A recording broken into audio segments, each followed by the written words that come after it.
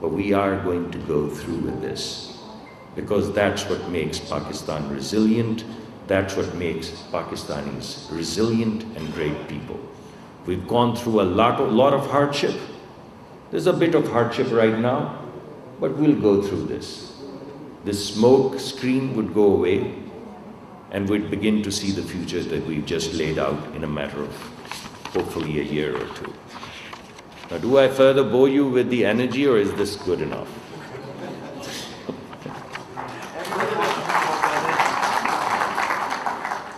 I think this man is against you. I know that you would have been very happy and you would have clapped louder if I had walked. But this man has challenged me and said he wants to know about energy. So I'd bore you a little bit more. Look, we are a large country. We're about 240 million people. And we are growing at about 1.8%. We're also poised to grow between 3 and 4% GDP sustainably. That's the target. That's the sustainable growth target that we have. If we just look at our population growth, because every person born is going to require energy, our energy needs are going to grow from 85 million tons of oil equivalent to 117, 120 million tons of oil equivalent. That's significant increase from 85 to 120. And if we are able to, as we are committed to, grow as much as we are saying, modest 3 to 4%, then these energy needs are going to move from 85 million tons of oil equivalent to roughly 170 million tons of oil equivalent, which means our requirements, our needs are going to double. That's a challenge, because we need to have energy access. That's the first challenge. But that's not the only challenge that we have. We also have a challenge of affordability. Even if we are able to have energy, how good is that energy if the people of Pakistan cannot afford it? And right now, if you look at the affordability matrix, it's creating a lot of hardship. And it's because of this hardship that we are coming up with all of these plans, the federal government plan to give 50 billion for the first 200 units of electricity, and the provincial government to give another 14 rupees, support per unit, up to 500 units. So that clearly tells us that not only do we need energy, but we also need affordable energy. So that's basically the second important challenge. And the third challenge is that while our carbon footprint is minuscule, if you look at the heat map, you won't even find Pakistan anywhere in terms of its carbon footprint. I think the total carbon dioxide footprint is less than 200 metric tons of carbon dioxide per year. That's negligible, not even a dot. But we're still the 5th or 6th most vulnerable country in the world. We're vulnerable because we're lying like a valley at the footsteps of the Himalayas. And if the climate changes, we get washed away. And you're seeing a lot of flooding, you're seeing a lot of climate change, and you're seeing a lot of detrimental impact of this climate change. So our third objective is to make sure that whatever we do it in a sustainable manner. So we have 3 objectives: access, affordability, and sustainability, in exactly the same descending order. Why do I say descending order?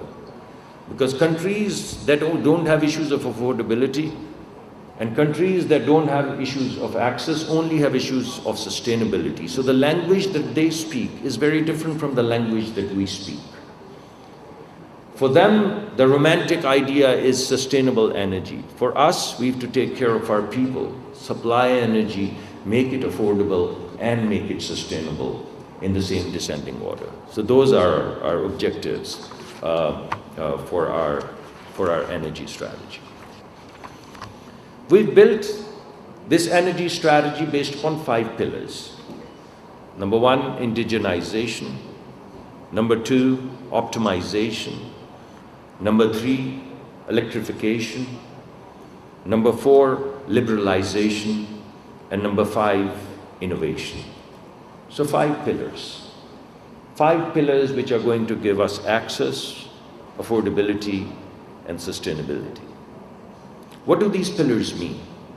In terms of indigenization, which is the first pillar, first thing that we are doing is enhancing domestic production.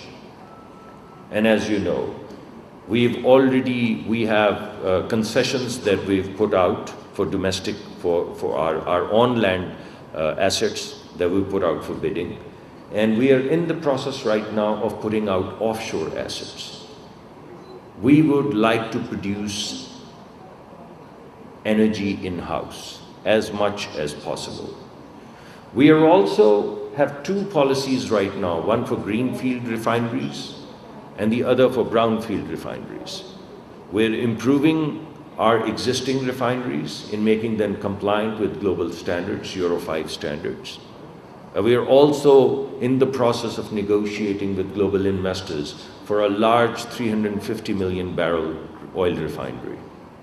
Why are we doing this? Because we want to indigenize. We want to produce crude as much as possible. We want to produce gas as much as possible.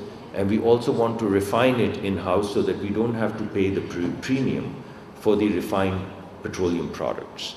And this way we'll indigenize our energy. But how are we going to indigenize our energy in the long run? When you walk out on the street, what do you find? Heat. Where does it come from? Sun. So what do we have? Sun. Why would we not produce energy from sun?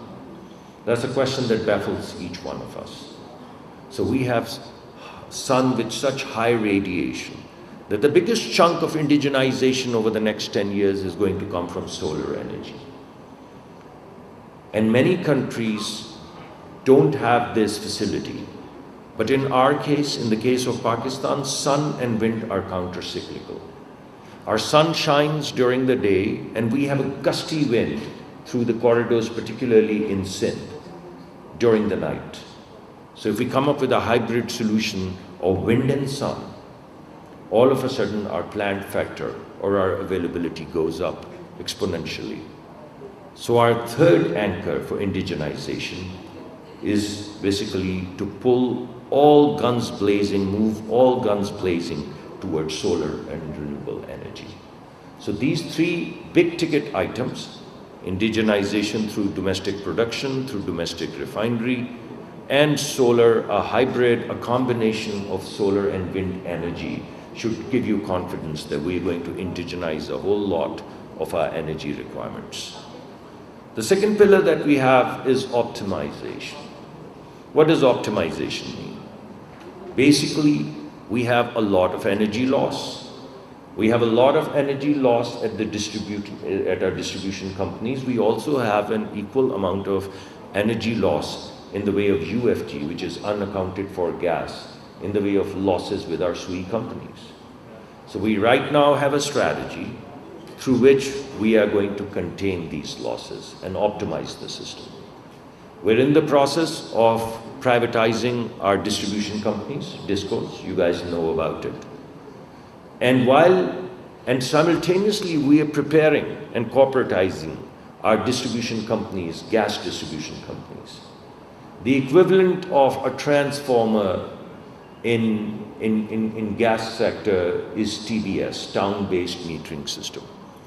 So right now, we are putting meters at every TBS, which means we are putting a meter at anywhere from 1,000 to 3,000 households. There's the equivalent of a transformer from where all of the gas goes. We basically put meters there. We're breaking down the profit and loss statement at the TBS level. And an officer is going to be appointed who's going to give us the profit and loss statement for 3,000 households. He is or she is going to be responsible for fixing the lines, for fixing the theft, for enhancing the collections, and if they're not able to do that, they'll be removed. Consequently, we are very hopeful. We're already on a declining trend in terms of our losses. But we are very hopeful that moving forward in less than a year would show remarkable improvement in these losses. So if we improve on the losses of our distribution companies, we improve on the losses of our gas companies, we're going to optimize this. वफाकी वज़ीर petroleum doctor Mossadegh Malik Islamabad में तकरीब से खिताब कर रहे थे। उन्होंने